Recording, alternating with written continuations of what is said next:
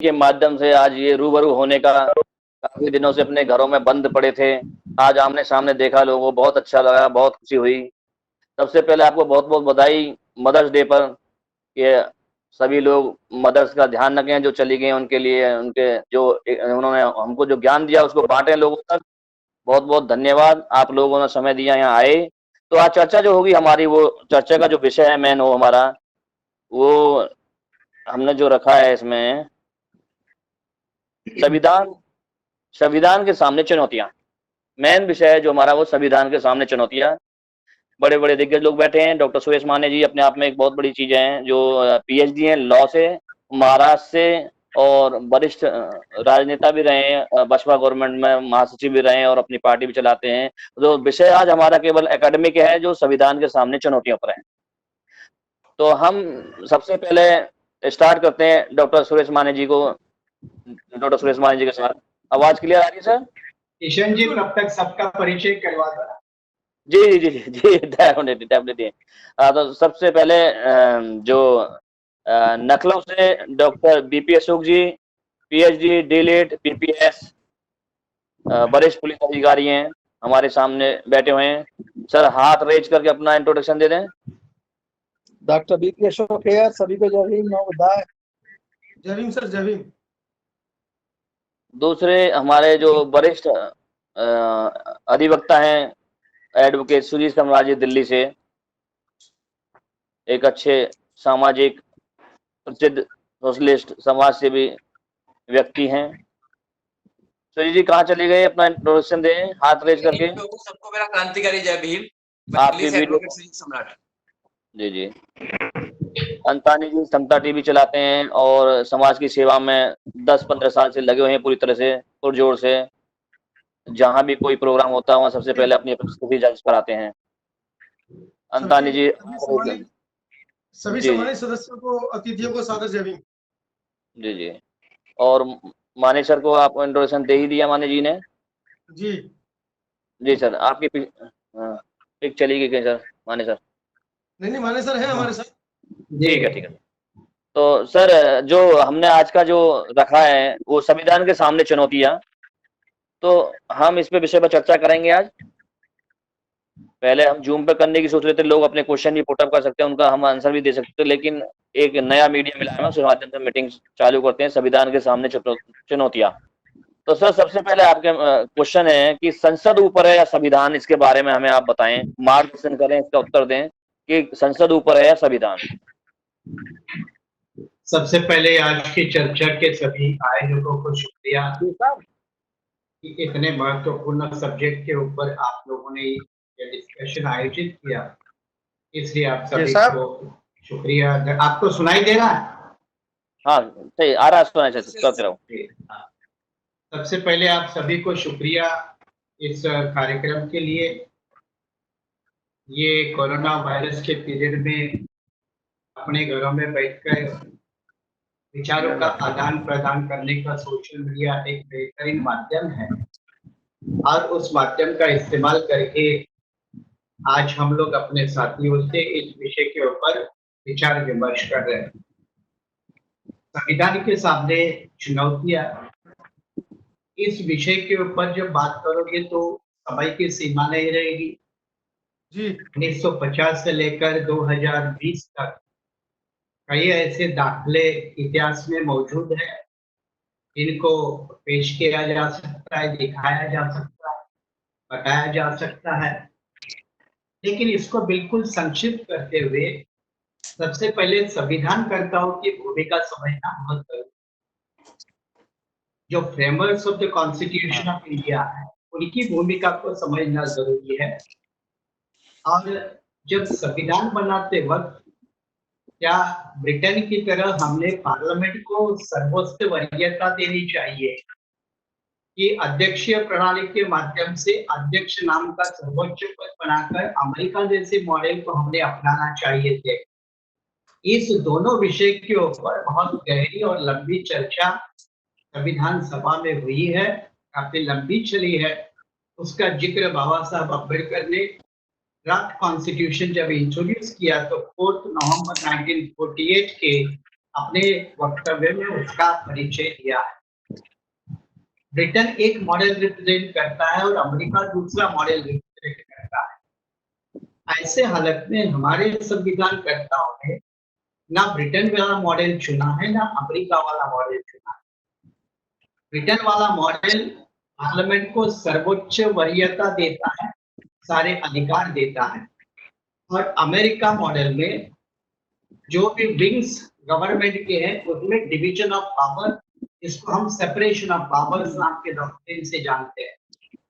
तो ना भारतीय संविधान में पार्लियामेंट्री सॉवरेनिटी का ब्रिटिश मॉडल है, ना अमेरिका का doctrine of separation of powers का मॉडल है।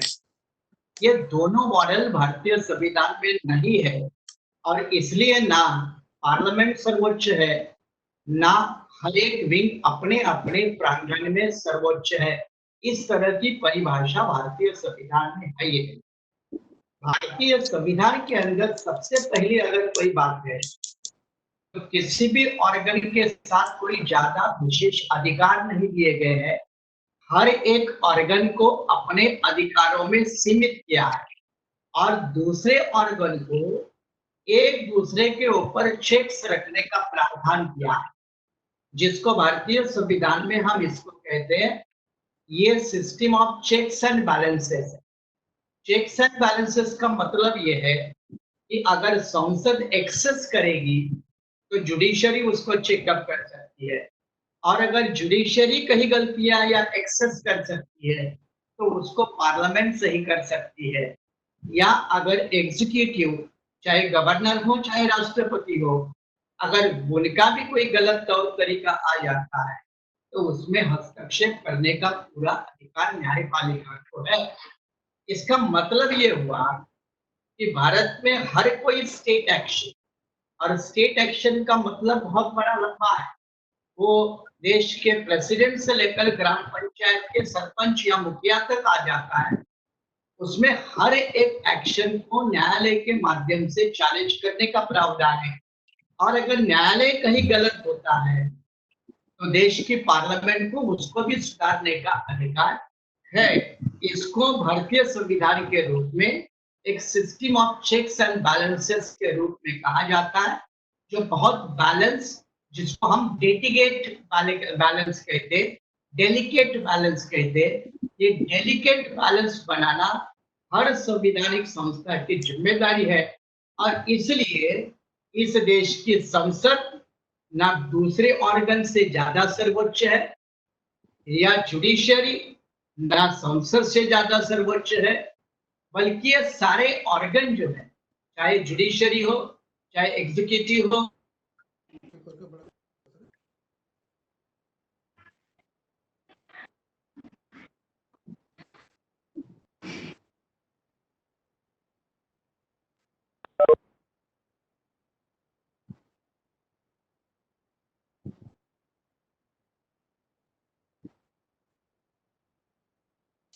लगता है कनेक्टिविटी थोड़ी सी समस्या कर रही है माने जी के साथ में।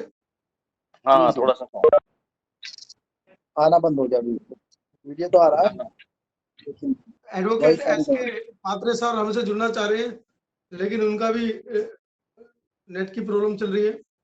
जी। पृथ्वीराज जी आ गए हैं, डीजीपी साहब।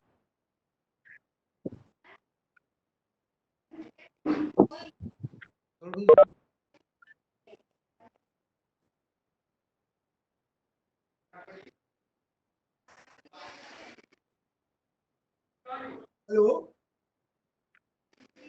राज साहब, आवाज सुन पा रहे हैं? हेलो, हाँ सुन पा रहा हूँ। सर आपके सामने ना एक वीडियो का एक आइकॉन आ रहा होगा बना हुआ, उसको आप क्लिक कर दीजिएगा।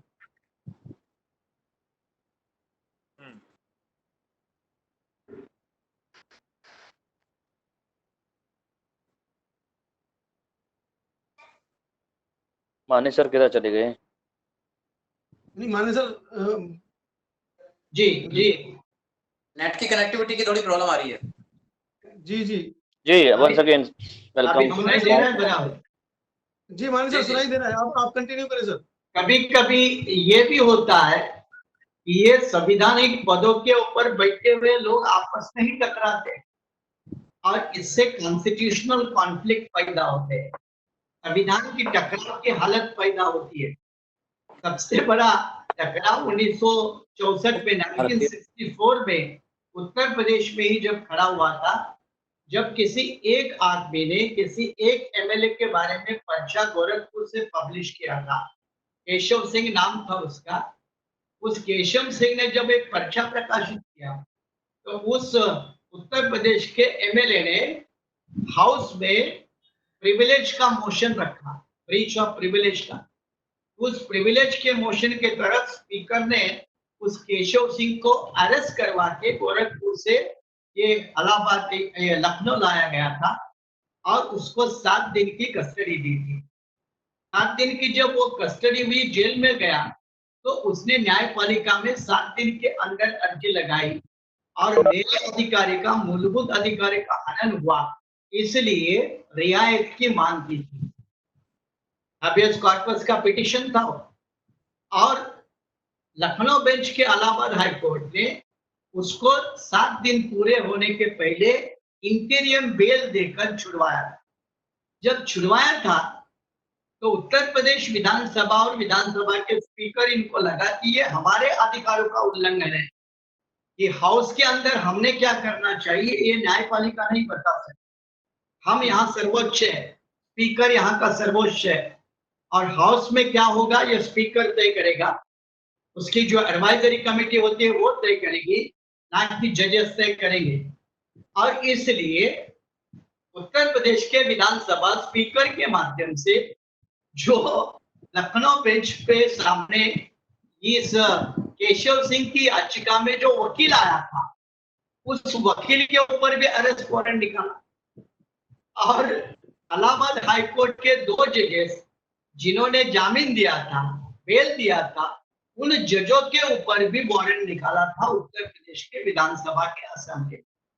फिर मामला अदालत में गया, फिर अदालत ने उसको रोक लगा दी और ये मामला यहाँ तक बढ़ा कि 1964 में ये सुप्रीम कोर्ट तक गया और सुप्रीम कोर्ट के उस एक बड़े रेफरेंस को सुनकर चीफ जस्टिस सुब्बाराव थे, सुब्बाराव ने कहा कि ऐसे गलत मौके हमारे देश में नहीं आने चाहिए। ये बहुत एक गलत तरीका है। संविधानिक पदों के ऊपर बैठे हुए लोग इस तरह के पदों के इस्तेमाल करेंगे तो ये संविधानिक दायित्व निभाने जैसा नहीं है। इसलिए संविधानिक पदों के ऊपर बैठे हुए लोगों को अपनी सीमा, अपनी अधिकार की कक्षा समझना बहुत जरूरी है। लेकिन 64 में यह हादसा हुआ और 73 में तो तमिलनाडु असेंबली में सरकार को बहुमत होने पर भी सरकार डिफॉल्ट करने का जब सवाल आया तो एक सदन में 2 स्पीकर बैठे थे और 2 स्पीकर ने 2 अलग अलग कार्रवाई चलाई थी। ये करुणानिधि की गवर्नमेंट थी उस वक्त, 72-73 की बात है। तो कई ऐसे मौके आए हैं कि संवैधानिक पदों के ऊपर बैठे हुए लोग, इनमें ही आपस में टकराव पैदा होने के कारण एक विपरीत, जो संविधानकर्ताओं को अपेक्षित परिस्थिति नहीं थी, ऐसी भी परिस्थिति निर्माण हो गई है। और इसका मूल कारण यह है कि संवैधानिक पदों पे ऊपर बैठे हुए लोग, इनमें अगर कॉन्स्टिट्यूशनल मोरालिटी नहीं है, संवैधानिक नीतिमत्ता नहीं है, तो संवैधानिक नीतिमत्ता के अभाव के कारण एक राजनीतिक हेतु से प्रेरित या कुछ सेल्फ इंटरेस्टेड हेतु से प्रेरित अगर संस्था के ऊपर पदों पे बैठे हुए लोग अगर कारोबार करेंगे तो इसी तरह की हालत पैदा हो सकती है। ये पिछले 70 साल में हमने देखा। इसको कंक्लूड करते हुए ये शुरुआत आज की नहीं है। 1951 में जब लैंडलॉर्डिज्म अबॉलिशन का प्रॉब्लम आया, नेहरू सरकार का एजेंडा था, तो जुडिशरी ने उसको विरोध किया था। बैंक नेशनलाइजेशन का फैसला हुआ तो जुडिशरी ने विरोध किया था। ये जो राजा महाराजों के तड़के बर्खास्त करने का फैसला आया तब भी विरोध हुआ था।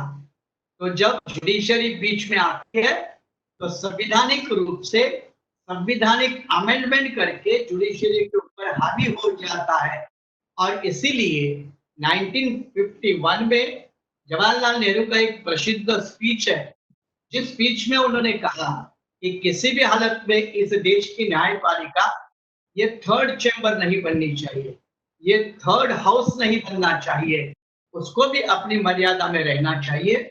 मतलब ये है कि चाहे संसद हो, चाहे न्यायपालिका हो, चाहे विधानमंडल हो, सभी को अपने दिए हुए दायरे में रहना चाहिए। ये बिल्कुल, भारतीय बिल्कुल। संविधान चाहता है। जी, जी, जी। बहुत बढ़िया सर। बहुत अच्छा, सभी को अपने दायरे में अपने कर्तव्यों को निभाते रहना चाहिए। कोई अपने पद का गलत प्रयोग नहीं करना चाहिए। बहुत बढ़िया। अब मेरा दूसरा क्वेश्चन होगा डॉक्टर बीपी अशोक जी से, क्या संसद मात्र संस्तुतिकारी संस्था है? देखिए बहुत अच्छा समझाया अभी माली जी ने, और उसमें जी। काफी चीजें स्पष्ट हो गई। जी। और जो आपका सवाल है, आज की तारीख में बहुत सारे ऐसे लेजिस्लेशन आए, जो लेजिस्लेशन पार्लियामेंट 795 MP इकट्ठा होकर के या तो रूल ऑफ मेजोरिटी से बनाते हैं 50% के, या 2/3 से, या फिर 2/3 के साथ साथ रेटिफिकेशन ऑफ द स्टेट से बनाते हैं।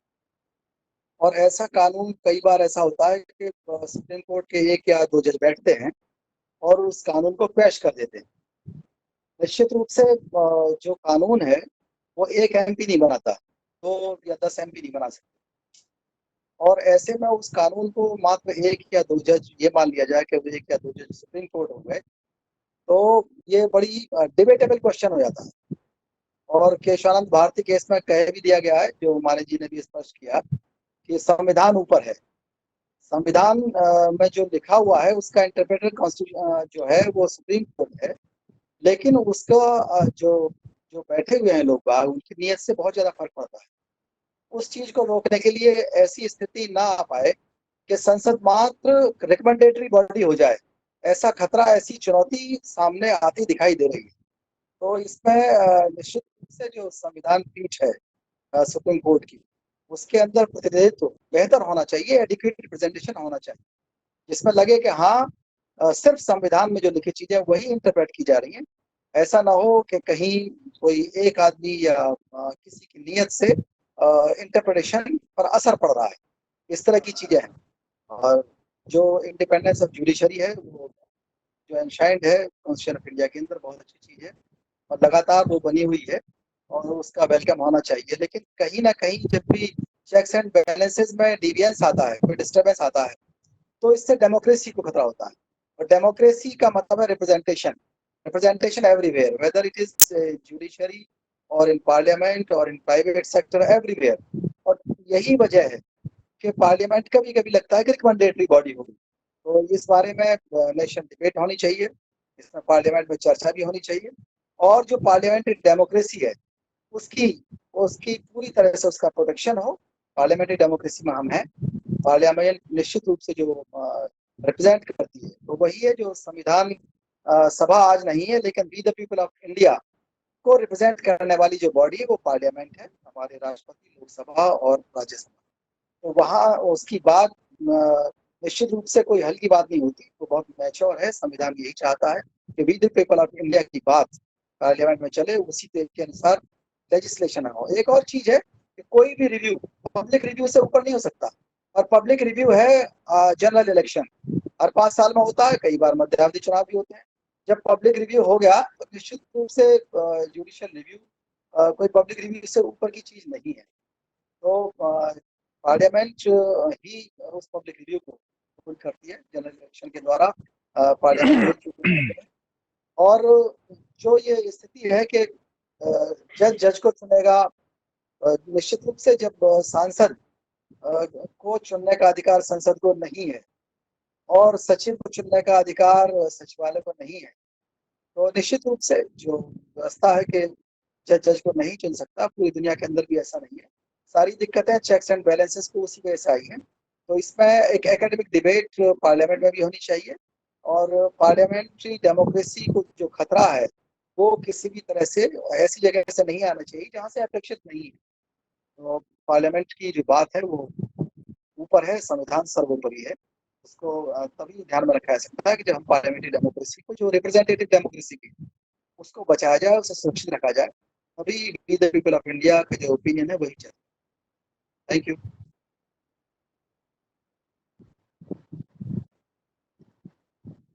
जी किशन भाई। जी सर, हमारे साथ बहुत बहुत बढ़िया। एडवोकेट एसके पात्रे सर जुड़ चुके हैं।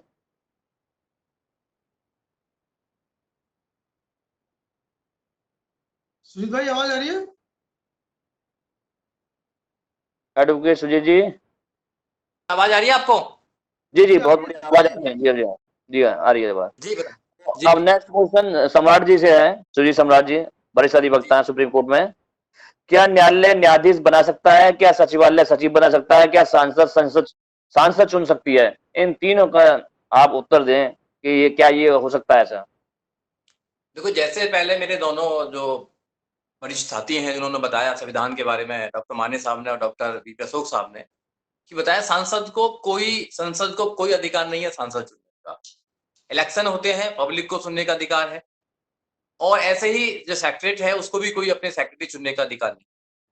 मगर 1984 के अंदर इन्होंने जो जज है, जो कॉलेजियम सिस्टम लेकर आए, उसमें ये रख दिया कि एक ऐसी इनको एक मीटिंग करेंगे, कुछ लोग होंगे उसके अंदर, वो जज चुन सकते हैं हाई कोर्ट और सुप्रीम कोर्ट में। जो सरासर गलत है, उस पर बहुत आवाज उठती भी आई है, क्योंकि वहां पर रिप्रेजेंटेशन नहीं हो पा रहा है। जो रियल में रिप्रेजेंटेशन होना चाहिए वो नहीं हो पा रहा है। उसके लिए आवाज भी कई बार उठाई गई है कि भाई जुडिशियल कमीशन बनना चाहिए, जैसे और भी कमीशन है बनने के लिए। एक इतने बड़े पोस्ट पर जाने के लिए जब आप चपरासी लेते हैं या आप क्लर्क लेते हैं, तो उसके बाद भी आप लोगों का टेस्ट लेते हैं। आप देश के सबसे बड़े न्यायालय के अंदर अगर जज चुन रहे हैं तो वहां टेस्ट नहीं लिया जा रहा, वहां पर कोई योग्यता नहीं है, वहां पर कॉलेजियम सिस्टम है। कॉलेजियम में जो आएगा वो उनके ही भतीजे आएंगे, उनकी सब लोग आएंगे, उनको चुन के वो हाई कोर्ट वहां पर पहुंचा दिया जाता है, जो सरासर गलत है। ये नहीं चुन सकते हैं। जैसे कि पहले जो साथियों ने बताया कि जो संविधान है, संविधान में सारी जितनी भी पावर्स है वो अलग अलग डिपार्टमेंट को दे रखी है। जुडिशरी को पावर्स दे रखी है, उनके अपने इंडिपेंडेंस पावर है। एडमिनिस्ट्रेशन को दे रखी है, उनकी अपनी इंडिपेंडेंस पावर है। पार्लियामेंट को अपनी इंडिपेंडेंस पावर है। मगर जो पूरा देश चलता है, जो पूरा सिस्टम चलता है, ये सिस्टम संविधान के अकॉर्डिंग चलता है, संविधान के अकॉर्डिंग चलता है। और संविधान में जो पावर दी गई है, उन पावरों का उनको पालन करना चाहिए। अब तो देश के अंदर क्या है कि संविधान को एक तरफ रख दिया जाता है और वो अपने अकॉर्डिंग सारे काम कर रहे हैं। जैसे अभी पीछे हम देखेंगे, सुप्रीम कोर्ट के डिसीजन देखेंगे, वो डिसीजन कहीं ना कहीं ऐसे डिसीजन हैं जिन पर लोगों ने क्वेश्चन मार्क लगाए हैं। और जस्टिस वर्मा ने कहा भी है, सुप्रीम कोर्ट इज सुप्रीम, मैं मानता हूं, मगर इनफेलेबल नहीं है, अचूक नहीं है, उससे भी गलती हो सकती है। और जब एक बात मैं और कहना चाहूंगा आपके चैनल के माध्यम से लोगों को बताना चाहूंगा कि जब वो हायर पोस्ट पर बैठे हुए हैं, जैसे सेना के सेना अध्यक्ष हैं, या चीफ जस्टिस ऑफ इंडिया है, या और बड़े जो पदों पर लोग बैठे हुए हैं, जब उनको ये लालच होता है कि हम जब रिटायर्ड होंगे, रिटायर्ड होने के बाद में हम लोगों को अच्छे पद मिल जाएंगे, या हम राज्यसभा पहुंच सकते हैं, या हम अच्छे और पदों पर जा सकते हैं, तो वहां पर गुंजाइश होती है कि कहीं ना कहीं वो लॉ का मजाक उड़ाएं और लॉ को अपने हाथ में ले सकते हैं, और उसके अकॉर्डिंग वो जजमेंट देते हैं। ये बनना चाहिए। ये पार्लियामेंट की तरफ से एक इस पर आना चाहिए, एक लॉ आना चाहिए कि जितने भी बड़े बड़े पदों पर हैं, जैसे चीफ जस्टिस ऑफ इंडिया है, या सेना के जितने भी पद बड़े अधिकारी हैं, वो सेना में रिटायर्ड होने के बाद, जब सेना से रिटायर्ड होंगे, तो उनको इन पदों से वंचित रखा जाएगा। नहीं, अगर पहले ही लालच दे दिया जाएगा उनको कि भाई आपको हम रिटायर होने के बाद में आपको या तो हम राज्यसभा भेज देंगे, या गवर्नर बना देंगे, या कुछ बना देंगे, तो वहां उम्मीद की जा सकती है कि वो संविधान को एक साइड में रखेगा और जो सरकार, जो मौजूदा सरकार है, जो कहना चाहेगी उसके अकॉर्डिंग काम करेगा, जिससे कि संविधान से ऊपर कभी कभी वो लोग हो जाते हैं। और आम आदमी के समझ में तो चीज आती नहीं है, क्योंकि आम आदमी तो अभी देखा है आपने लॉकडाउन के समय में कि अपने पेट की लड़ाई लड़ रहा है। आम आदमी तो अपने घर तक भी नहीं पहुंच पा रहा है, दवाई की लड़ाई लड़ रहा है। आप मेरी बात सुन पा रहे हैं क्या? जी बिल्कुल आवाज आ रही है सर। हाँ, तो आम आदमी तो सुन भी नहीं पा रहा है, पहुंच भी नहीं पा रहा है आम आदमी तो आम आदमी की जो परेशानी है वो तो नहीं समझ पाया है, समझ सकता है इन चीजों को। तो ऊपर कुछ खेल और ही चल रहा है, जो सब लोग जानते हैं। सुप्रीम कोर्ट में क्या खेल चल रहा है, जुडिशरी में तो खेल चल ही रहा है, आपको पता ही है क्या है। उसके बाद में सरकारों में क्या खेल चल रहा है। ये सब जो खेल चल रहा है, ये कहीं ना कहीं संविधान के विरोध में है। संविधान अगर पूर्ण रूप से देश के लागू हो जाए, और जितने भी संस्था हैं, चाहे वो जो हम डेमोक्रेसी की बात करते हैं, डेमोक्रेसी के 4 पिलर होते हैं। जैसे जुडिशरी है, अगर जुडिशरी इंडिपेंडेंट अपना काम करे तो बहुत अच्छे निर्णय आ सकते हैं। ऐसे एडमिनिस्ट्रेशन है, एडमिनिस्ट्रेशन अगर अच्छा काम करे तो लोगों को सुविधा दी जा सकती है, लोगों का अच्छी तरह काम किया जा सकता है, वेलफेयर किया जा सकता है। और जो चौथा स्तंभ है, जो प्रेस है, अगर प्रेस भी अपना सही काम करे, इंफॉर्मेशन डिलीवर करे लोगों के लिए, प्रेस का काम क्या है कि सही फैक्चुअल इंफॉर्मेशन लोगों तक देना, मगर वो अपना काम नहीं कर पा रहे हैं। वो कहीं ना कहीं सरकार का एजेंडा को चला रहे हैं, जुडिशरी भी सरकार के एजेंडे को चलाने का काम कर रहे हैं, और एडमिनिस्ट्रेशन तो एजेंडा चलाता ही चलाता है। आपको पता है कि ऊपर से अगर ऑर्डर आ गया तो जितने भी अधिकारी हैं सब उस ऑर्डर को फॉलो करने के लिए लग जाएंगे, चाहे वो गलत ही ऑर्डर क्यों ना हो। जहां वो अपने माइंड अप्लाई नहीं करते हैं कि भाई जो मजदूर लोग हैं, जो भूखे हैं, अभी एक मजदूर का मैं इंटरव्यू सुन रहा था, वो कह रहा था कि देश में क्या संविधान चल रहा है, हम लोगों को खाना चाहिए, उनको डंडा दे रहे हैं, हम लोगों को कोई सुविधा नहीं है जाने के लिए। तो अब ये देश के अंदर पता लगा, देश की आजादी के बाद, जब इस देश के अंदर इतना अच्छा संविधान है, जिस संविधान में सबको बराबर का अधिकार है, सबको अधिकार है, उस संविधान को लागू होने के इतने दिन के बाद, 1950 में पूर्ण रूप से लागू हो गया था, उसके लागू होने के इतने दिन तक बाद भी मजदूर लोग कितने मजदूर हैं, कितने गरीब हैं, कितनी लाचारी है, कितने सब कुछ है, आपको देखने को इसमें लॉकडाउन में मिला होगा। तो मेरा कहना यह है कि ना तो सांसद चुन सकता है, पब्लिक चुनेगी, ना ही जुडिशरी को पावर होनी चाहिए कि वो कोई भी जज चुन सकता है। इसका इंडिपेंडेंट एक कमीशन बनना चाहिए, जुडिशियल कमीशन बनना चाहिए, उससे नियुक्ति होनी चाहिए। और एडमिनिस्ट्रेशन भी अपने आप में अलग है, डिफरेंट है। तो सारे जितने भी ये पिलर्स हैं, इनको इंडिपेंडेंट पावर देनी चाहिए जो संविधान के अंदर में आते हैं, और संविधान सुप्रीम है। जैसे माननीय साहब ने कहा कि चेक एंड बैलेंस समय समय पे किया जा सकता है एक दूसरी संस्था को, वो किया जा सकता है।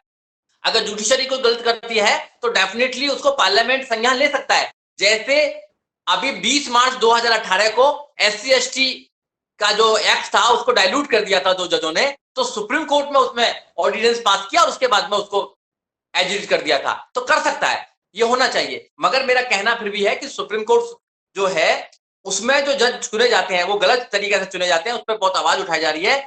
संविधान सुप्रीम है और संविधान की रक्षा होनी चाहिए। जी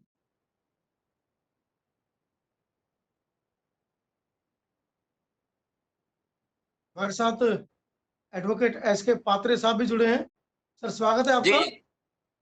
पात्रे साहब आवाज आ रही है? हेलो।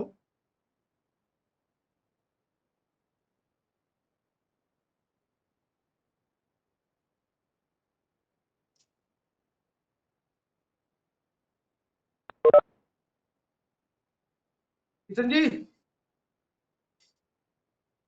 हेलो। हाँ, मैं हूं यहाँ पे।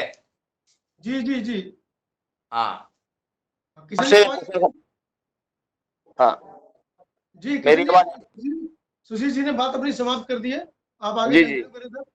हाँ, मेरी आवाज आ रही है? जी बिल्कुल आपकी आवाज आ रही है। जी डॉक्टर साहब, डॉक्टर सुरेश मान से क्वेश्चन करना चाहता हूं मैं कि क्या न्यायालय द्वारा संसद के वो निर्णय जो संसदीय संशोधन द्वारा संशोधित किए गए हैं उनको अगले दिन बदला जा सकता है? आवाज चलेगी सर? माने सर आवाज आ रही है आपको? माने सर की आवाज मेरे को नहीं आ रही। हाँ अभी आ रही है। अब आई, ठीक ठीक। हाँ, ये बहुत एक महत्वपूर्ण सवाल है कि क्या पार्लियामेंट द्वारा बनाए गए कानून या संविधान संशोधन को न्यायालय खारिज कर सकता है? और उसका जवाब सीधा सीधा यहाँ हाँ जरूर कर सकता है, क्योंकि मैंने शुरू में ही कहा कि चाहे पार्लियामेंट हो, चाहे कार्यालय कार्यपालिका हो, एग्जीक्यूटिव हो, या विधानमंडल हो, अगर ये कोई गलती करता है तो उसमें सर्वोच्च न्यायालय जुडिशरी हस्तक्षेप करेगा। ये उसकी संवैधानिक ड्यूटी है, दायित्व है, अधिकार है, और ये समय समय पर होता आया है। इससे हमें, वही तो मैं कह रहा था कि जवाहरलाल नेहरू जैसे पहले प्राइम मिनिस्टर भी इसको लेकर काफी चिंतित हुए और उन्होंने सुप्रीम कोर्ट का जिक्र थर्ड चेंबर के रूप में किया था।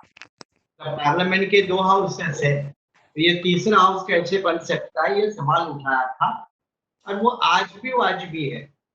लेकिन अगर आप पार्लियामेंट को पूरे के पूरे अधिकार देंगे और अगर ये पार्लियामेंट वन पार्टी मेजॉरिटी के हाथ में चली जाएगी तो आप इमेजिन कर सकते हैं देश कौन है का इधर? क्या होगा। यहाँ कौन है बाहर?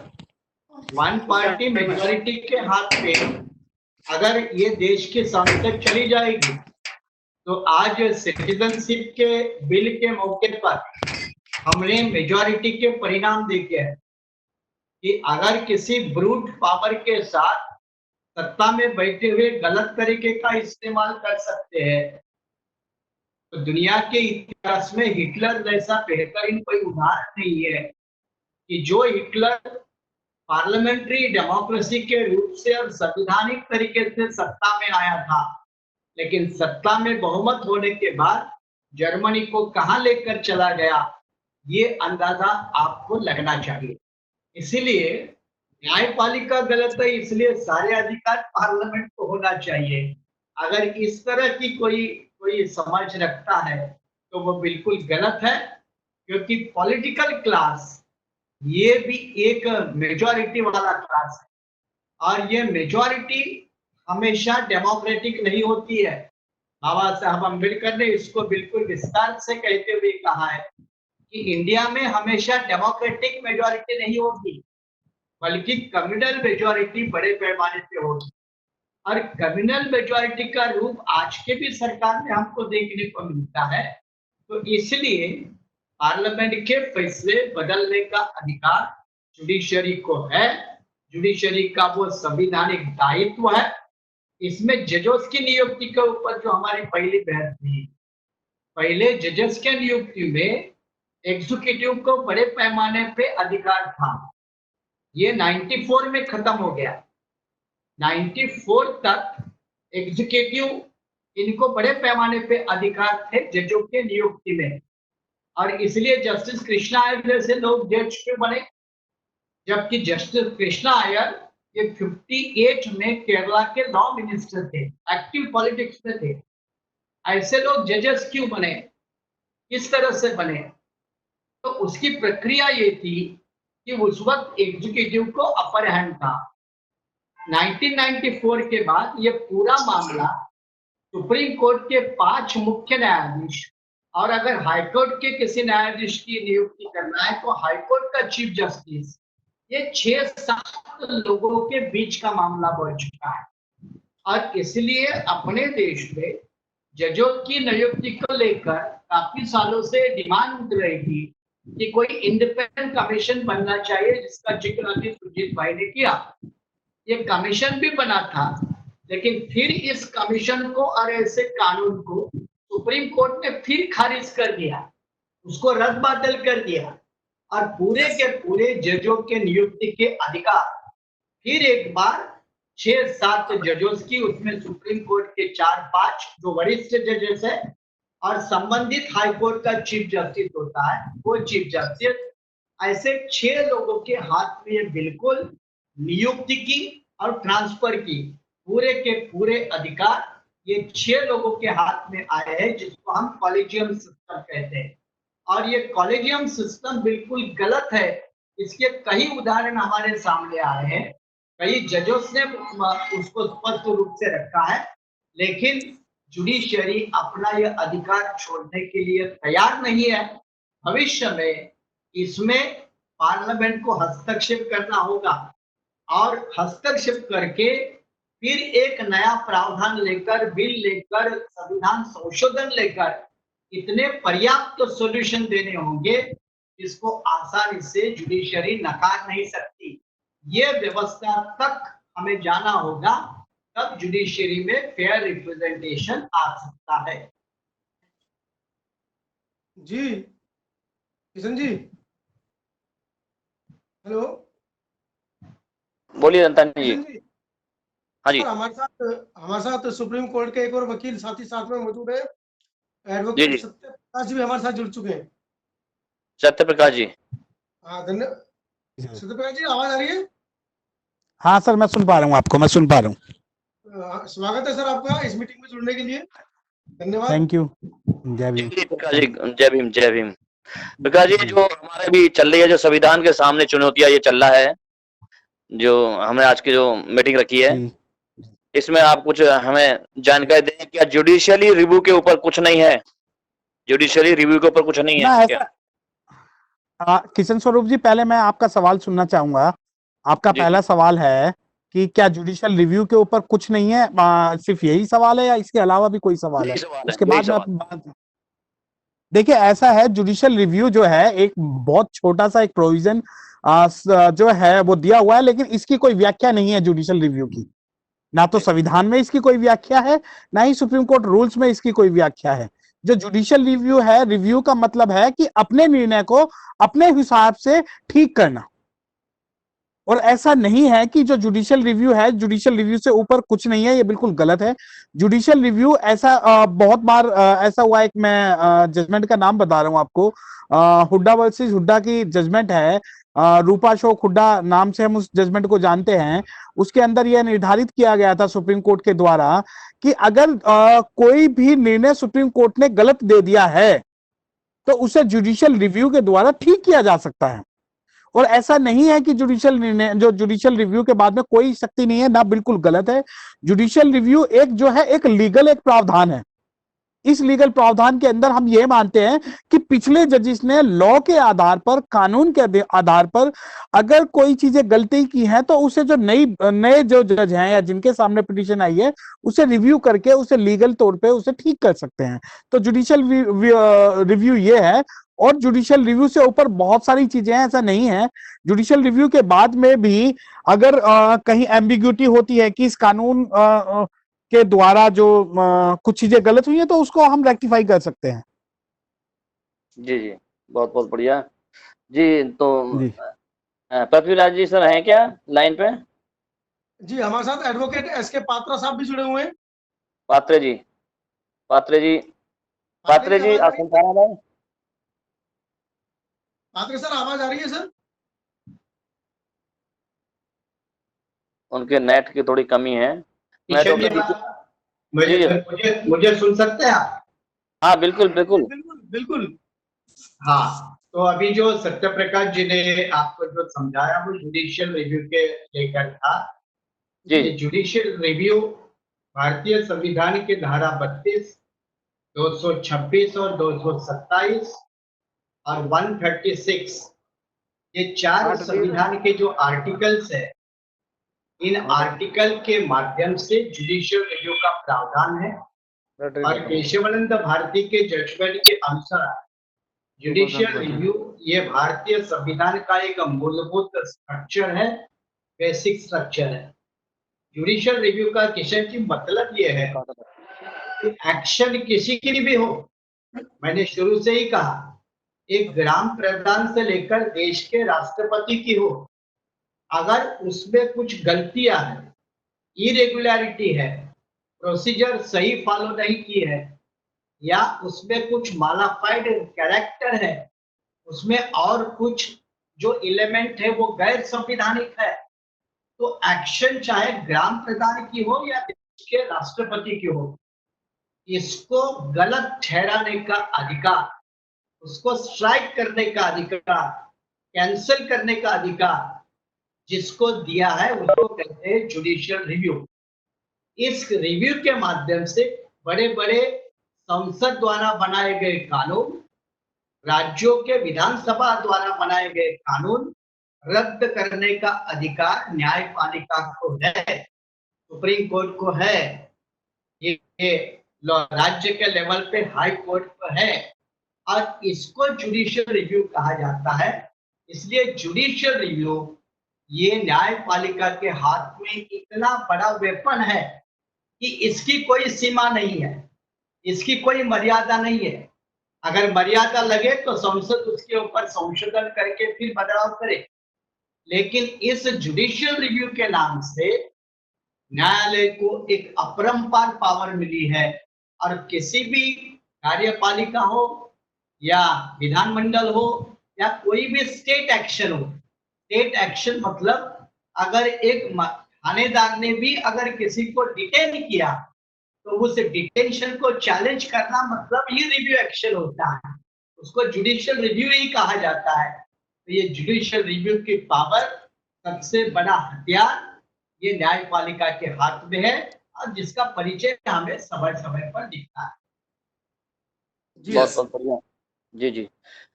अगला question doctor BP Ashok sir से है, संविधान पीठ में प्रतिनिधित्व कैसा होना चाहिए? संविधान पीठ में प्रतिनिधित्व कैसा होना चाहिए? माने जी का है और संजीव भाई जो एडवोकेट है, इन लोगों का सवाल है। लेकिन फिर भी जो डेमोक्रेसी की परिभाषा है वो रिप्रेजेंटेशन से जुड़ी हुई है, और इंडिपेंडेंस ऑफ जुडिशरी और रिप्रेजेंटेशन इन जुडिशरी दोनों चीजें अलग नहीं हो सकती। रिप्रेजेंटेशन पार्लियामेंट में भी होना चाहिए, जुडिशरी में भी होना चाहिए, और रिप्रेजेंटेशन का मतलब है सभी वर्गों का, सभी लोगों का, चाहे एससी हो, एसटी हो, महिलाएं हो, ओबीसी हो, सभी को लगे कि न्यायालय हमारा है, कहीं किसी के साथ भेदभाव वाली स्थिति ना आ पाए और उनका विश्वास बढ़े।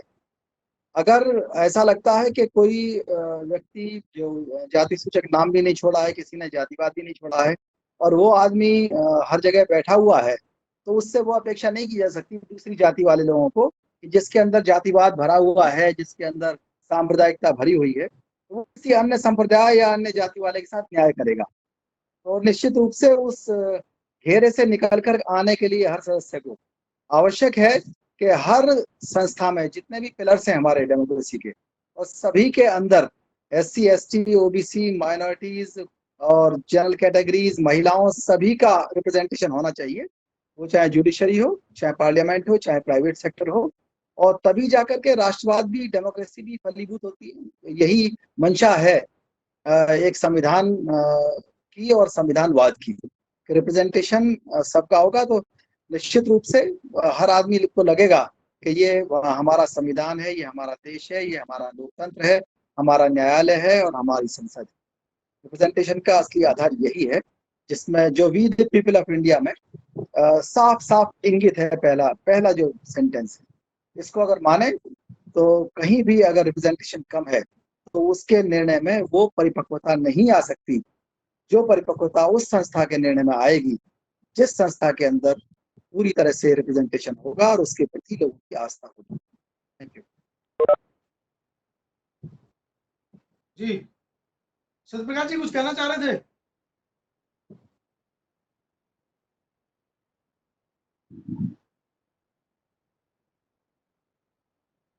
हेलो। जी पहले मैं डॉक्टर सुरेश माने साहब की बात को मैं थोड़ा सा उसको एक्सप्लेन करना चाहूंगा। माने साहब, जैसा मैंने कहा कि जुडिशियल रिव्यू का कोई प्रावधान संविधान में नहीं है, ये बात में 100% मैं कंफर्म हूं कि जुडिशियल रिव्यू का कोई प्रावधान संविधान के अंदर नहीं है।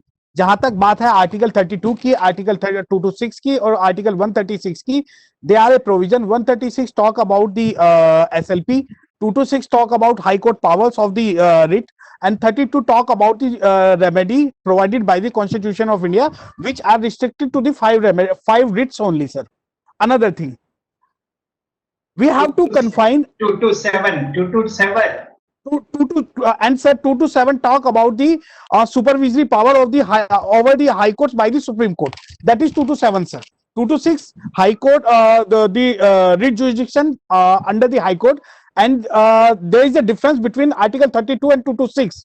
2 to 6 is the wider remedy provided by the Constitution of India comparatively 32. Article 32 confined till the 5 writs, but 2 to 6 have unlimited power. So any high court can exercise his power 6. But judicial review power has not been defined in the Constitution of India at all. What is the judicial review? Judicial review, we can say it's a administrative administrative order or correctness of a legality. तो और जब ये आपने एक बात अभी हुई थी कि क्या जुडिशियल रिव्यू से ऊपर कोई पावर नहीं है, जुडिशियल रिव्यू के ऊपर बहुत सारी पावर्स है हमारे पास। ऐसा नहीं है कि संविधान के अंदर की जुडिशियल रिव्यू के नाम पर कि सुप्रीम कोर्ट कुछ भी अनैतिक कर दे या अवैधानिक कर दे, क्योंकि sir supreme court is not supreme in India.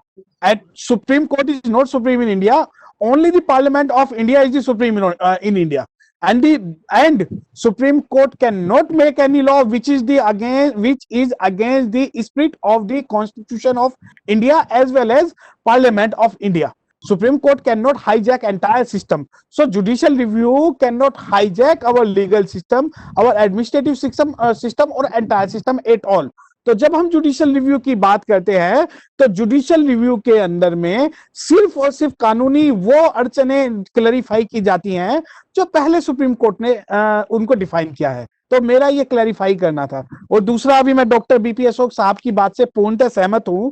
Representative की जहां तक बात है, मुझे सुन पा रहे हैं मनोज जी? सर बिल्कुल आपकी आवाज आ रही है, सभी साथी सुन पा रहे हैं। हेलो सर बिल्कुल सभी साथी सुन पा रहे हैं आपकी आवाज, मुझे सुन पा रहे हैं? हाँ बोलिए बोलिए, हेलो हेलो प्रकाश जी बोलिए। सुन पा रहे हैं सर, सुन पा रहे हैं। I think my voice is not Audible. Hello नहीं नहीं ऑडिएबल, कंटिन्यू। सुन पा रहे हैं। मनोज जी सुन पा रहे हैं? हाँ, Yes, yes, carry on. continue. Sir सुन पा रहे हैं हेलो जी, आ रही है आवाज, आ रही है जी, आवाज आ रही है आपकी।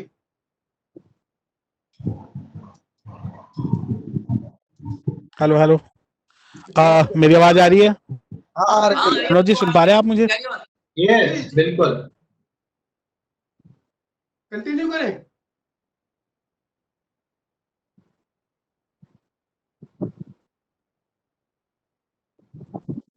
अनम्यूट तो नहीं होगी।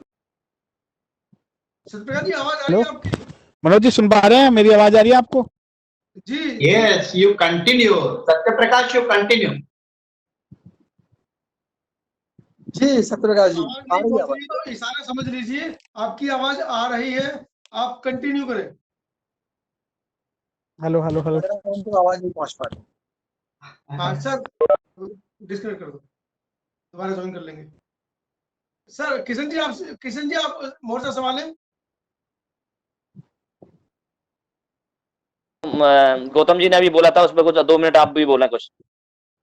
सर मैं तो समाज के साथ हूँ, मीडिया का काम कर रहा हूँ। जहाँ खड़ा करने के लिए कहेंगे वहां मैं खड़ा हो जाऊंगा सर। किशन जी, क्या मुझे सुन रहे हैं? बिल्कुल सुन रहे हैं सर, बिल्कुल। मैं इस आपके बीच में समय को फिलअप कर देता हूँ। जी, जैसे जी, अभी language सत्यप्रकाश जी, अभी सत्यप्रकाश जी जस्ट सर, जो रात में रिपब्लिक टीवी पे जो बोलते हैं उस अंदाज में बोलिए सर। और रिपब्लिक टीवी के अंदाज पे आजकल उसके ऊपर केसेस होने लगी है, वहां क्यों चले जाओ? जी जी सत्यप्रकाश जी जिस विषय को समझा रहे थे कि पार्लियामेंट सर्वोच्च है, तो क्या पार्लियामेंट ने देश पे 1975 में इमरजेंसी लगाई थी, क्या वो सही थी? ये सवाल खड़े होंगे। केशवानंद भारती केस में क्लियर किया गया है।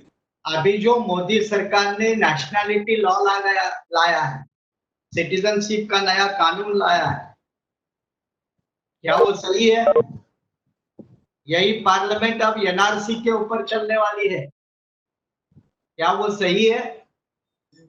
और इसीलिए तो पार्लियामेंट को भी संविधान ने प्राथमिकता नहीं दी। इसलिए मैंने शुरू में ही कहा कि नो ऑर्गन, भारतीय संविधान के अंदर कोई भी विंग, गवर्नमेंटल विंग इतनी सर्वोच्च नहीं है कि जो दूसरे के ऊपर हावी हो सके। और इसीलिए इसको system of checks and balances कहा जाता है, जिसका जिक्र खुद सर्वोच्च न्यायालय भी और खुद पार्लियामेंट ने भी कई बार इसका बार बार जिक्र हुआ है। 1951 से लेकर 1980 तक, मतलब 1951 के शंकरी प्रसाद जजमेंट से लेकर, सत्यप्रकाश जी, 1951 के Shankari Prasad versus union of India से लेकर Minerva mill versus union of India, बीच में सज्जन सिंह, गोलकनाथ, केशवानंद भारती, इन सारे इसमें जो मुद्दे आए, तो कभी सुप्रीम कोर्ट हावी हुआ, कभी पार्लियामेंट हावी हुई। जैसे नेशनलाइजेशन का मामला था, नेशनलाइजेशन को स्ट्रक किया गया था जुडिशरी ने, दोबारा उसको करना पड़ा।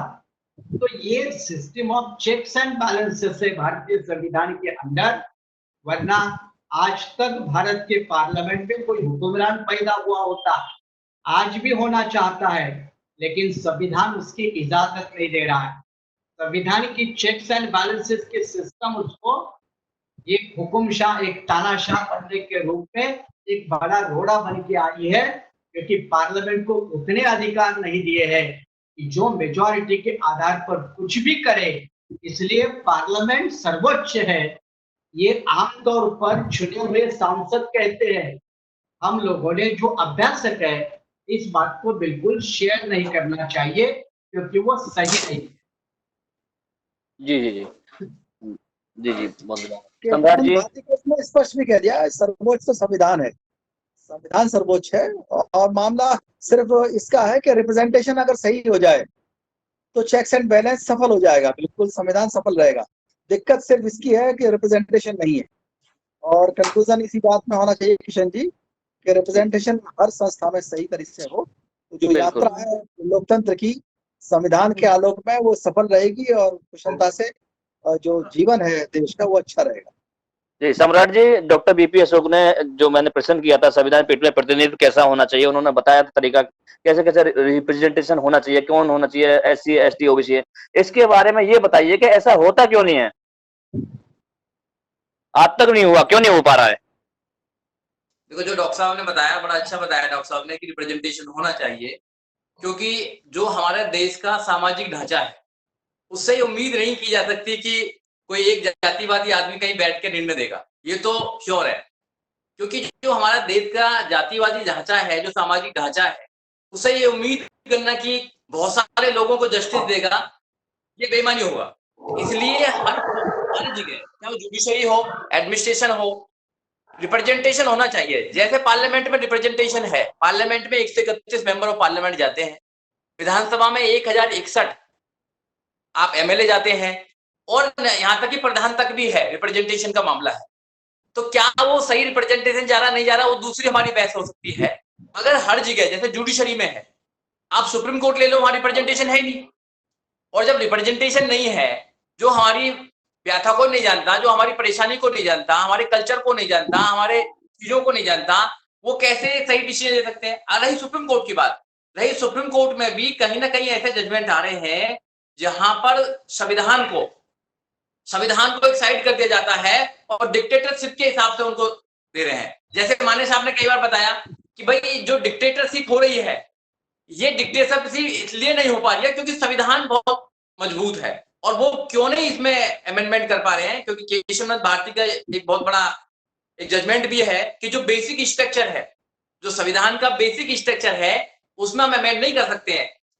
और बेसिक स्ट्रक्चर में सब चीज आती है, आपको पता ही है जो चीज है, इसलिए हम लोग सुरक्षित हैं। नहीं तो डिक्टेटरशिप आ जाएगी, और जहां पूर्ण बहुमत में सरकार है, पूर्ण बहुमत में जो सरकार आ जाती है, वो तो फिर अपनी जगह चलाएगी, जो भी चलाना है उसको।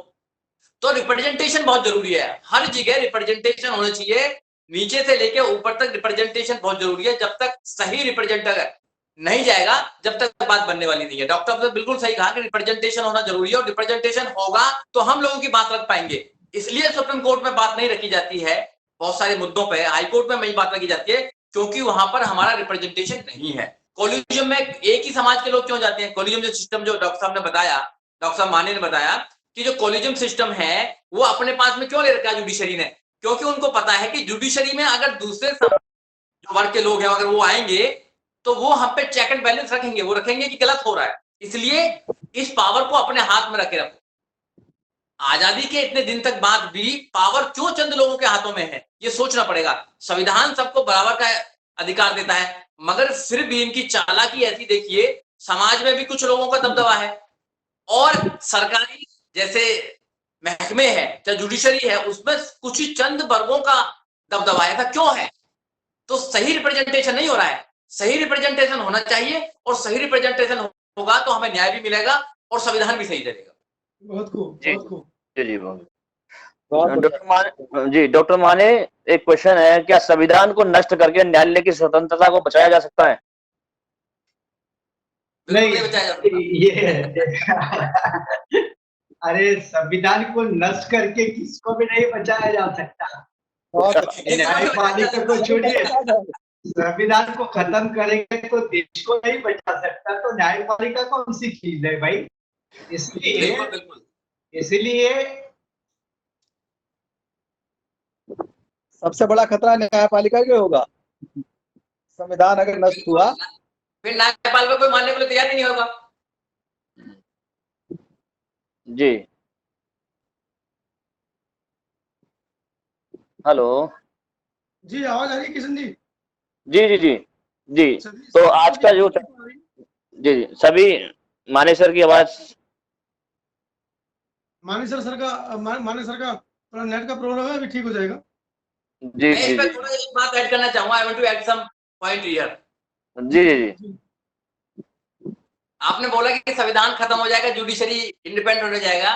मैं कहना जी। चाहता हूं कि इस देश के अंदर संविधान सुप्रीम है। संविधान की वजह से ही सब सही चल रहा है। अगर संविधान ना हो ना इस देश के अंदर, तो ये देश इतना खूबसूरत देश नहीं रहेगा। क्योंकि आपने देखा एनआरसी आती है तो मुस्लिम भी संविधान को लेके चलते हैं, और कभी कभी बीजेपी भी प्रॉब्लम में आती है तो बीजेपी भी संविधान को लेके आगे आ जाती है। आप सुन पा रहे हैं मेरे को? जी सुन पा रहे हैं। क्या नाम है अंतानी जी, पृथ्वीराज उनको जोड़ दो। स्वतंत्र होने के कारण ही ये जजेस के नियुक्ति का मामला सर्वोच्च न्यायालय ने अपने हाथ में जो रखा है, उसका प्रमुख कारण है कि न्यायपालिका अपने आप को स्वतंत्र मानती है। और बिल्कुल। स्वतंत्र मानने के कारण जजों की नियुक्ति में किसी का भी इंटरफियर नहीं होना चाहिए। ऐसा कॉलेजियम सिस्टम ये जुडिशियरी ने डेवलप किया है। लेकिन क्या एक ही तरीका है जुडिशरी का इंडिपेंडेंस संभालने का? जैसे अभी retired chief justice Gogoi Rajya Sabha में आए तो ऊंचे पदों से, जैसे जुडिशरी के जजेस हैं, सुप्रीम कोर्ट के जजेस हैं, उनको 6 महीने के अंदर कम से कम कोई पद नहीं लेना चाहिए। ये संविधानिक नीतिमत्ता के तौर पे समझाया है, ये कॉन्स्टिट्यूशनल मोरालिटी के नाम पे समझाया है। लेकिन संविधानिक नीतिमत्ता नहीं है, कोई भी और तौर तरीके अपनाकर अपने पदों का गैर इस्तेमाल करते हैं। ये जजों की नियुक्ति को लेकर आपको एक याद होगा, जब एक भूरिया कमेटी रिपोर्ट आई थी। भूरिया जब SC/ST कमीशन के चेयरमैन थे, तो भूरिया कमेटी रिपोर्ट आई थी और उस कमेटी ने देश के 18 हाईकोर्ट में जाकर पूरा डेटा इकट्ठा करके रिप्रेजेंटेशन कितना है या नहीं है, इसकी सारी जानकारी इकट्ठे करके उसके ऊपर एक बेहतरीन रिपोर्ट पार्लियामेंट को दिया था। लेकिन वो पार्लियामेंट में आज तक कभी भी चर्चा में नहीं आया। ये दुर्भाग्यपूर्ण घटना है। दूसरी बात, जजों के नियुक्ति में अगर आप 1958 का लॉ कमीशन ऑफ इंडिया का रिपोर्ट है, जिस लॉ कमीशन ऑफ इंडिया के चेयरमैन सेटलवाड रहे, उस सेटलवाड जी ने रिपोर्ट में कहा है कि जजों की नियुक्ति में जातीय समीकरण आते हैं, वर्ग समीकरण आते हैं। और EMS नंबूदिरीपाल जो केरला के मुख्यमंत्री रहे, उन्होंने जाहिर रूप से प्रेस कॉन्फ्रेंस में यह आरोप लगाया था कि जजेस की नियुक्ति में क्लास और कास्ट इंटरेस्ट आते हैं। क्लास एंड कास्ट इंटरेस्ट होने के कारण जुडिशरी में सही लोग नहीं आते।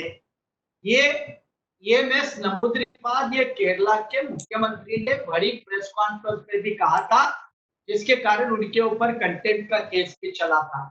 लेकिन मामला ये है कि कई सारे मामलों को अगर उछाल कर देख ले तो जजेस की नियुक्ति में अभी तक एक नया मैकेनिज्म की जरूरत है, जो जुडिशरी रोक के रखी है। लेकिन आज नहीं तो कल आ ही जाएगा, क्योंकि ज्यादा समय तक ये देश में बने पब्लिक ओपिनियन को जुडिशरी भी रोक नहीं पाएगी। हमें सिर्फ तब तक सब्र करना होगा एक नए मैकेनिज्म का, एक नए सिस्टम। बहुत खूब सर, बहुत खूब। मीटिंग हमारी बहुत सक्सेस चल रही है, और जो विषय आज के रखे गए मुझे लगता है किशन जी ने बहुत सोच समझकर और छांट कर ये विषय रखे गए हैं, जिससे कि जो सवाल आज के समय में न्यायालय और जो हमारे जो न्यायालय की तरफ से जो जस्टिस आ रहे हैं, उनकी तरफ से सवाल उठ रहे हैं पूरे देश की तरफ से, मुझे लगता है कि बहुत अच्छे सवाल हैं। अभी इस सभा को कंक्लूज करेंगे। किशन जी, कोई निचोड़? हमारे साथ 3 प्रबुद्ध हमारे साथी हैं। जी जी। हमारे साथ सुरेश माने सर हैं, सत्य प्रकाश जी हैं, सुजीत सम्राट जी, पृथ्वीराज जी प्रबुद्ध वकील साथी यहाँ पर मौजूद हैं।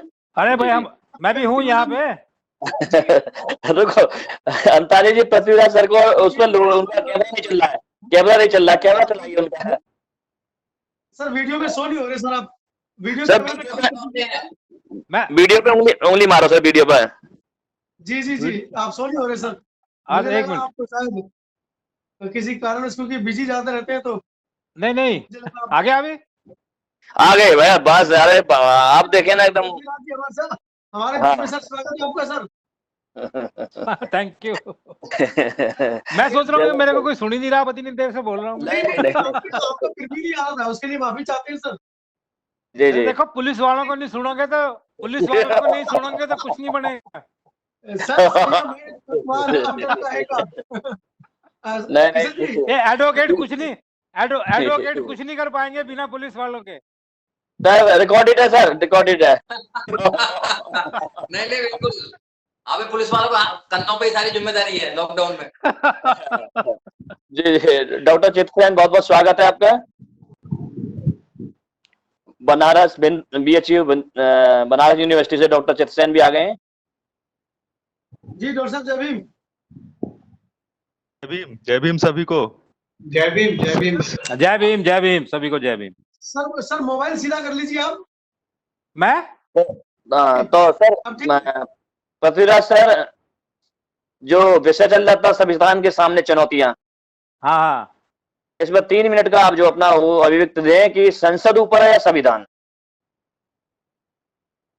देखिए, संविधान तो ऊपर है ही है, संसद तो संविधान से ऊपर नहीं हो सकती।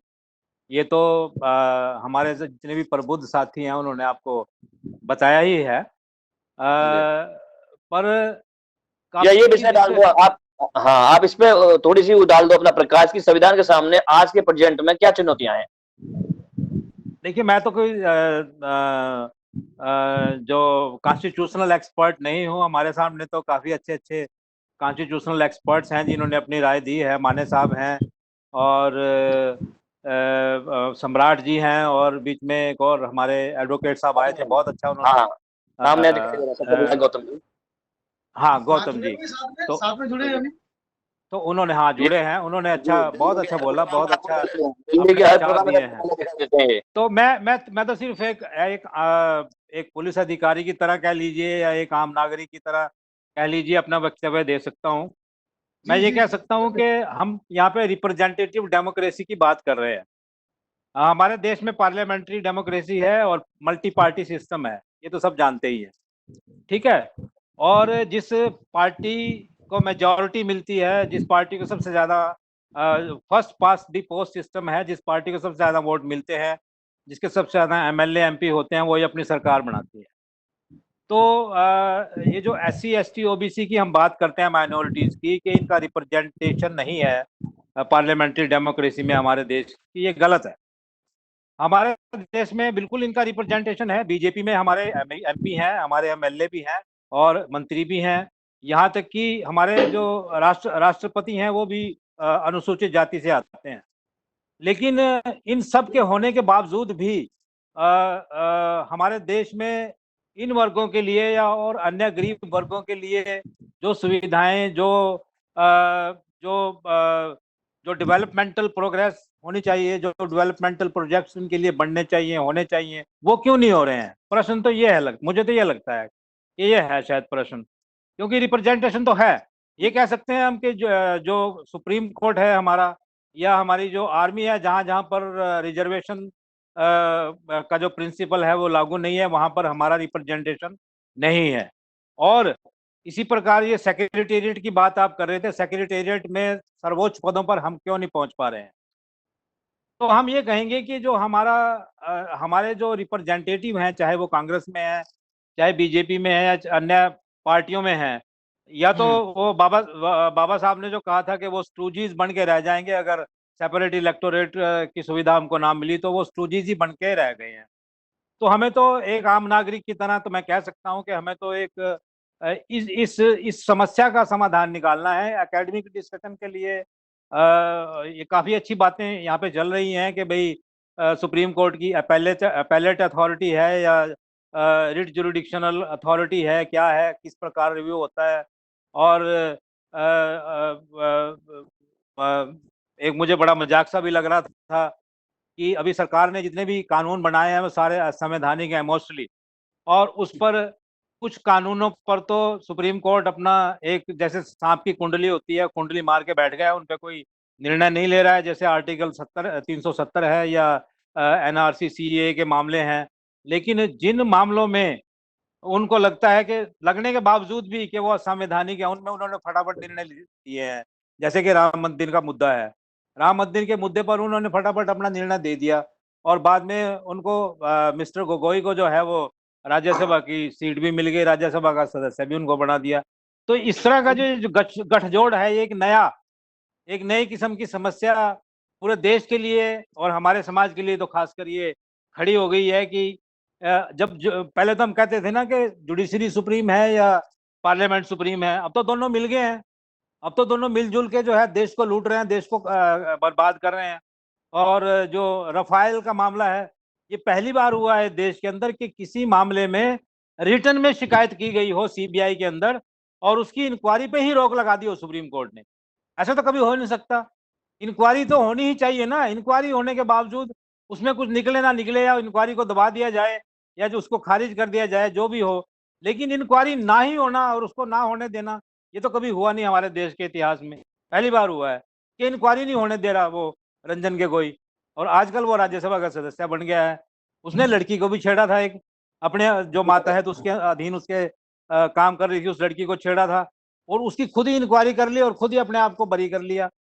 तो ये जो पार्लियामेंट और जुडिशरी आपस में मिल गई हैं और हमारे राष्ट्रपति जी अनुसूचित जाति के वहां बैठ गए हैं जाके, इन सब ये सारे कहने को तो ये सारी रिप्रेजेंटेटिव डेमोक्रेसी ही है, रिप्रेजेंटेशन तो हमारी हर जगह है, लेकिन जो हम चाह रहे हैं वो नहीं हो रहा है।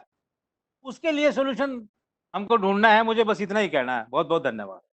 जी जी जी, बहुत बढ़िया। हाँ किशन जी, जी जी जी, बोलिए डॉक्टर 8 मिनट का समय है, उसके बाद हाँ मैं 1 मिनट, अपने आप स्वयं बंद 1 रहेगा, मिनट, तो आप प्लीज प्लीज प्लीज। हाँ मैं बस 1 मिनट लूंगा सभी सम्मानित सदस्यों को। सबसे पहले हमारे पास अभी 8 मिनट है। नहीं, मैं तो स्पेशली मैं सुनने आया था आप लोग को। आप लोग काफी सम्मानित हैं, सीनियर सदस्य हैं, तो मैं सुनने आया था। और मैं ये बड़ा अच्छा लगा सुन के सभी लोगों ने, सुरेश मान्य जी ने कहा, अभी इन्होंने कहा, बहुत अच्छा लगा कि हम लोग सुप्रीम, जैसा कि विषय भी ऐसा है कि संसद बड़ा है कि संविधान बड़ा है।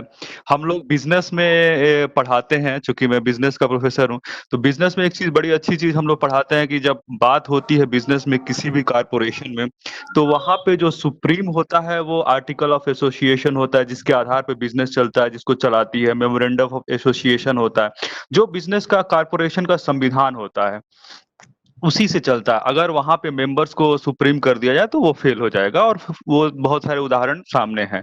वैसे ही मुझे लगता है, और जितने भी जगह जो भी देश मानते हैं संविधान सर्वोपरि होना चाहिए, और संविधान तभी जब तक सर्वोपरि होगा तभी देश ढंग से चल पाएगा, संसद उसके अनुरूप काम करे, तभी जाके सक्सेसफुल हो पाएगा। देखिए, न्याय नहीं मिल रहा है।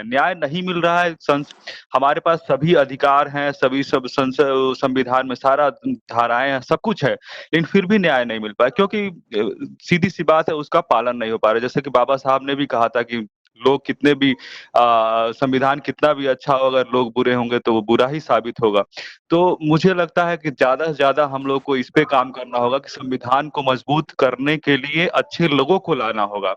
जब तक अच्छे लोगों को अच्छे जगह नहीं पहुंचाया जाएगा, तब तक ये समस्या बनी रहेगी और हम लोग इससे निजात नहीं पा पाएंगे। तो मैं यही ओवरऑल सबमिशन दूंगा कि संविधान बड़ा होना चाहिए, संसद की अपेक्षा संविधान ही सर्वोपरि होना चाहिए, उसके अनुरूप काम करना चाहिए और अच्छे लोग जो लोग जिस फील्ड में एक्सपर्ट हो उनको वहां पे रखना चाहिए। थैंक यू सभी लोगों को। जी, बहुत बहुत बढ़िया। लास्ट में 2 मिनट के लिए डॉक्टर सुरेश माने जी बताएं कि संविधान के सामने जो चुनौतियां उनको खत्म किस तरह किया जाएगा। जी हमारा भी एक वो ले लेना इसमें। जी, अभी जो हमारे साथी प्रोफेसर बिजनेस लॉ के या बिजनेस के हैं, उन्होंने जो बात की उसमें बिल्कुल बड़ा अर्थ है। ये संविधान है, लेकिन कौन से लोगों के हाथ में, कौन से लोग उसको चला रहे हैं, और क्या उनकी नीति और उनकी नीयत है। और जिनकी नीति और नियत में खोट है, उन लोगों के हाथ में कितना भी बढ़िया संविधान होगे, वो अपने तरह ही चलेंगे, संविधान के रास्ते पर नहीं चलेंगे। इसलिए मैं कभी कभी मजाक से कहता हूँ कि हम सिर्फ इतने चिल्लाते हैं कि हमारे बाप ने संविधान बनाया, लेकिन चलाने वाला और किसी का बाप है। वो ना तुम्हारा बाप है, ना मेरा बाप है, किसी और का बाप है। और उससे हम उम्मीद करते हैं कि वो हमारे बाप के संविधान को वो ठीक तरह से चलाए। वो अपने बाप के संविधान को चलाएगा, तुम्हारे और मेरे बाप के संविधान को नहीं चलाएगा। इतनी साधारण सी बात हमें समझना चाहिए। वो एक मुद्दा है। दूसरा मुद्दा रिप्रेजेंटेशन की बाबा साहब की परिभाषा समझना चाहिए। बाबा साहब सिर्फ रिप्रेजेंटेशन के लिए रिप्रेजेंटेशन नहीं चाहते। उनका ये कहना था कि रिप्रेजेंटेशन हमारा डिसीजन मेकिंग प्रोसेस में होना चाहिए। डिसीजन मेकिंग प्रोसेस में रिप्रेजेंटेशन होना चाहिए। और यही सवाल अगर उठाए तो देश के पार्लियामेंट में 131 मेंबर ऑफ पार्लियामेंट SC/ST के बैठे हैं। क्या उनका कोई हिस्सा डिसीजन मेकिंग प्रोसेस में है? देश के सर्वोच्च पद के ऊपर एक दलित जाति का आदमी बैठा है, क्या उसका हिस्सा देश के डिसीजन मेकिंग प्रोसेस में है? या सुप्रीम कोर्ट के पूर्व चीफ जस्टिस बालकृष्ण, क्या इनका रिप्रेजेंटेशन पूर्ण रूप से डिसीजन मेकिंग प्रोसेस में था? ये सबसे बड़े 3 उदाहरण के तौर पर मैं सवाल आपके विचार के लिए प्रस्तुत कर रहा हूं, सामने रख रहा हूं। इसलिए सिर्फ रिप्रेजेंटेशन के नाम पर 131 पड़े हैं पार्लियामेंट में। पूरे देश के विधानमंडल में लगभग 4,500 के संख्या में पड़े हैं। उनका क्या फायदा? और उनका फायदा, उसके ऊपर कई लोगों ने टीका टिप्पणी की है, मैं उसमें नहीं जाना चाहता अभी, क्योंकि मैं सिर्फ लीगल स्पेयर की बात कर रहा हूं। और इसीलिए रिप्रेजेंटेशन सही नहीं है तो उसका खामियाजा भुगतना पड़ता है, बल्कि उस रिप्रेजेंटेशन से ज्यादा नुकसान होता है, बड़े पैमाने पे नुकसान होता है। इस बात को भी हमने समझना चाहिए। और मुझे लगता है अंत में इतना ही कहना चाहूंगा कि संविधान के सामने चुनौतियां ढेर सारी है। देश की अर्थव्यवस्था संविधान के मुताबिक सोशलिस्टिक होनी चाहिए। ये तो क्रॉनिक कैपिटलिज्म है, ये तो कैपिटलिज्म के रास्ते पर चल रही है। भारतीय संविधान के नाते देश की इकोनॉमी वेलफेयर इकोनॉमी होनी चाहिए। ये वेलफेयर इकोनॉमी करंट सिचुएशन में बिल्कुल खत्म हो चुकी है।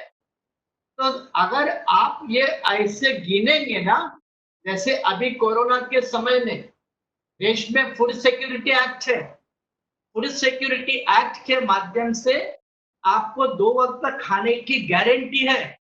अगर ये गारंटी लोगों को मिलती तो आज देश सबसे बड़े पार्टीशन के बाद वाला सबसे बड़ा माइग्रेशन नहीं देखते, मजदूरों का, लेबर क्लास का माइग्रेशन नहीं देखते। इसलिए चुनौतियां बहुत सारी है, लेकिन सबसे बड़ी चुनौती है कि हुक्मरान सही नहीं है, तो उससे बड़ी चुनौती और कोई नहीं हो सकती। हुक्मरान अगर गलत है तो इससे बड़ी ज्यादा कोई चुनौतियां नहीं हो सकती। इसलिए गलत हुक्मरान को हटाना और सही लोगों को लाना, ये सबसे बड़ी चुनौती है। तब इस हमारे चर्चा का कोई अर्थ है। जी जी जी जी धन्यवाद, बहुत बहुत धन्यवाद। जी पृथ्वीराज सर बताइए। पृथ्वीराज जी कुछ कहना चाह रहे हैं? सर मैं आपकी साउंड क्लिक बोल रहा हूँ। तो जी पृथ्वीराज जी। हाँ, मेरा ये सर। मतलब है कहने का, सिंपल मतलब है कहने का जी। कि माने साहब बात कर रहे हैं, अच्छे लोग संवैधानिक पदों पर होने चाहिए और जो निर्णयात्मक प्रक्रिया जो में प्रोसेस है हमारे देश की, उसमें उसमें हमारा हिस्सा है या नहीं है, तो हमारे पास ऐसा कोई सबूत नहीं है कि उनका निर्णय लेने में, इस देश में जो निर्णय हो रहे हैं, राम मंदिर का निर्णय है या आर्टिकल 370 का निर्णय है या किसी और का निर्णय है, कोई और जो कि हमें आमतौर पर लगता है कि वो असंवैधानिक कानून बनाए हैं इस देश ने। तो हम ये नहीं कह सकते एक जायज तौर पर कि हमारे जो रिप्रेजेंटेटिव हैं उनकी उसमें कोई भूमिका नहीं है, उनका उसमें कोई हाथ नहीं है। हमारे राष्ट्रपति हर जो भी अध्यादेश आता है, जो भी एक्ट बनता है, उस पर साइन करता है राष्ट्रपति, और वो अनुसूचित जाति का राष्ट्रपति है, ठीक है ना। तो ये मतलब कौन सही है कौन गलत है, ये एक बड़ा प्रश्न है। एक इसको हम स्पिरिचुअल क्वेश्चन भी कह सकते हैं, एक आध्यात्मिक क्वेश्चन भी कह सकते हैं भी कौन सही है कौन गलत है। तो अगर हम समझते हैं कि हम अच्छे हैं या माने साहब हमारे काबिल हैं या मैं अपने काबिल हूँ या बीपी अशोक जी काबिल हैं या जो भी लोग काबिल हैं, क्यों हमारे तो मुख्यमंत्री भी रहे हैं, मैं बहन कुमारी मायावती मुख्यमंत्री रही हैं हमारे देश की, इसके उत्तर प्रदेश की, कई कई बार रही है, 4 बार मुख्यमंत्री रही हैं। उन्होंने भी बड़ी-बड़ी, मोटी-मोटी मालाएँ पहनी हैं स्टेज पर नोटों जी की। जी इसको जो है तो क्या वो सही था? तो क्या वो संवैधानिक था? इतनी मोटी-मोटी मालाएँ जो हैं वो उसके लिए नोटों की दूसरी बहस स्टेज पर करें उसके लिए तो मेरा मतलब कहने का ये है कि सर कौन कौन कौन विषय पर रहिए, विषय पर कौन रहिए। कौन किस वक़्त गलत हो जाए, कौन किस वक़्त सही हो जाए, तो इसकी तो कोई गारंटी नहीं है। कल को पृथ्वीराज भी बेईमान हो सकता है, ठीक है? तो इसलिए इसलिए हमें एक आपके ऊपर पृथ्वीराज जी, आपके ऊपर हमें भरोसा है कि इतने साल आपने नौकरी की और बेदाग आप रिटायर हुए, ये एक इंगित करता है तो मेरा ईमानदार मतलब है। कहने का ये है कि हमें संविधान के अनुसार ही पार्लियामेंट्री डेमोक्रेसी को मजबूत करते हुए सत्ता प्राप्त करनी है। वो किस प्रकार प्राप्त करनी है, हमारे जो बुद्धिजीवी साथी बैठे हैं, बीपी अशोक जी बैठे हैं, माने जी बैठे हैं, उसके लिए करेंगे चलो आगे। हम तो सब इनके मिलजुल कर एक नेतृत्व में भी काम करने के लिए तैयार हैं, लेकिन कोई प्लान तो बने भाई किस प्रकार आज ये संविधान आज जो वो है वार्तालाप हुआ वो संविधान के सामने चुनौतियां, बहुत अच्छा लगा, बहुत अच्छा एक दूसरे ने अच्छे अच्छे जवाब सवाल उत्तर दिए, बड़ा अच्छा लगा। कम से कम हम यहाँ तक तो पहुंच गए। अरे हमारा समाज तो बाहर भी नहीं निकल, हमारा समाज बाहर भी नहीं निकलता, लेकिन यहाँ तक तो हम पहुंच गए जो मीटिंग कर रहे हैं हमने। यही बातें जो हम बातें यहाँ पर कह रहे हैं, बिल्कुल ठीक है। जो बातें हम यहाँ पर बैठकर कह रहे हैं, यही बातें अगर हम इस कार्यक्रम का प्रसारण समता आवाज टीवी यूट्यूब पर रात को 9 बजे पुनः होगा। जो कार्यक्रम अभी हम कर रहे हैं इसको हम यूट्यूब पर रात को 9 बजे लोड कर देंगे। आप लोग अपनी अपनी वीडियोस, अपने अपने सवाल और किस तरह की हमारी ये मीटिंग रही वो पूरा पुनः देख पाएंगे। इसका प्रसारण एक मिनट गौतम जी कुछ बोलना चाह रहे हैं, 1 मिनट रुका समय दो गौतम जी को। मैं उसका जवाब देना चाह रहा था। हाँ, मैं उनका जवाब दे रहा था। बड़ा अच्छा उन्होंने सवाल पूछा जो कि हम कौन सही है कौन गलत है कैसे बताएं, तो उसका एक ही उत्तर है कि हमको चेक एंड बैलेंस करना होगा। Check and balance for the specific time period, जो स्पेसिफिक टाइम पीरियड पे कोई भी अधिकारी का चेक एंड बैलेंस करते रहना होगा एज पर कॉन्स्टिट्यूशन, संविधान के आधार पर। ठीक है। प्रकाश गौतम जी एक बार। अंतानी जी 1 मिनट रुको, मैं बात करना चाहूंगा। जी आप बोलिए। देखो बात क्या है, बिल्कुल सही कहा कि चेक एंड बैलेंस, मगर एक समाज के अंदर भी एक ऐसा मॉनिटरिंग सिस्टम होना चाहिए कि समाज में से जो निकल के जाता है, जैसे कह रहे थे अभी पृथ्वीराज जी की भाई उन पे क्या कोई मतलब ऐसी कोई पकड़ नहीं है समाज की कि उनको कुछ कह सकते हैं, ऐसे ही लोग निकलते जा रहे हैं समाज में से। तो आज जो हमने मीटिंग करी है वो सब बुद्धिजीवी लोग हैं, सारे बुद्धिजीवी लोग हैं। हम लोग सब लोग मिलके क्यों ना एक ऐसे एक ही चीज फॉर्म किया जाए जहां से लोगों को तैयार करके भेजा जाए रिप्रेजेंटेशन के लिए। बिल्कुल वही बात। रिप्रेजेंटेशन के लिए तैयार नहीं है, वो तैयार होकर नहीं गए, वो अपने आप गए हैं, तो इसलिए उसके लिए करेंगे। प्रकाश गौतम जी बोलिए। लोगों को, अम्बेडकरवादी लोगों को, हाँ, अम्बेडकरवादी लोगों को, तो इसलिए उनसे उम्मीद नहीं की जा सकती कि वो सही रिप्रेजेंट करेंगे। और जो अम्बेडकरवादी लोग हैं वो कहीं भी रहेंगे, किसी भी जगह रहेंगे, वो रिप्रेजेंट कर रहे हैं।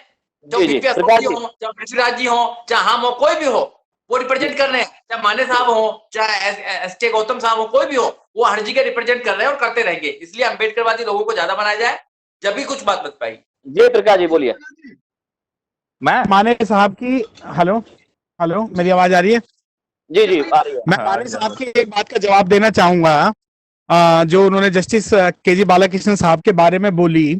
लीगल फ्रेटर्निटी से होने के नाते मैं आपको एक बात बताना चाहूंगा कि जितना काम इस लीगल सिस्टम को चेंज करने के लिए, हेलो मेरी आवाज आ रही है? आ रही है। हेलो हेलो, आपकी आवाज आप ऐसे मत पूछो दोबारा। जी जी जी, कि जितना काम जस्टिस के.जी. बालाकृष्णन साहब ने इस नेक्स्ट पीढ़ी को इस जुडिशरी में आने के लिए किया, शायद वो आज तक ना तो कोई नेता कर पाया और ना ही हमारी कोई क्रांति के कारण उसका परिणाम निकल पाया। आज जस्टिस के.जी. बालाकृष्णन साहब के कारण लगभग पूरे भारत के अंदर 18 से 20 हाईकोर्ट जजेस हैं हमारे, क्योंकि जब वो कॉलेजियम सिस्टम का पार्ट थे उस वक्त जितनी भी फाइलें उनके पास आई थी तो उन्होंने प्रत्यक्ष और अप्रत्यक्ष रूप से SC ST OBC के लिए उन्होंने ऑब्जेक्शन उसमें लगाया था। और आज जो दिल्ली के अंदर हमारे 3 हाईकोर्ट जजेस जो शेड्यूल कास्ट कम्युनिटी से आते हैं, वो भी कहीं ना कहीं वो पूरे भारत में जो 18 जजेस जो हाई कोर्ट के आज हैं, जो कल सुप्रीम कोर्ट के जज भी होंगे, उनमें से के.जी. बालाकृष्णन साहब का योगदान है। हो सकता है कि कुछ जजमेंट के अंदर हम उनसे असहमत हो सकते हैं, लेकिन ओवरऑल इंडियन जुडिशरी में रिप्रेजेंटेशन के नाम पर के.जी. बालाकृष्णन साहब के योगदान को हम नहीं भुला सकते। चलिए चलिए चलिए, बहुत बहुत धन्यवाद सभी प्रबुद्ध साथियों का, क्योंकि आज की मीटिंग एक बड़े शॉर्ट टर्म में बुलाई गई थी। कल जो मीटिंग रखेंगे उसके अंदर हम पूरा समय देंगे सभी को।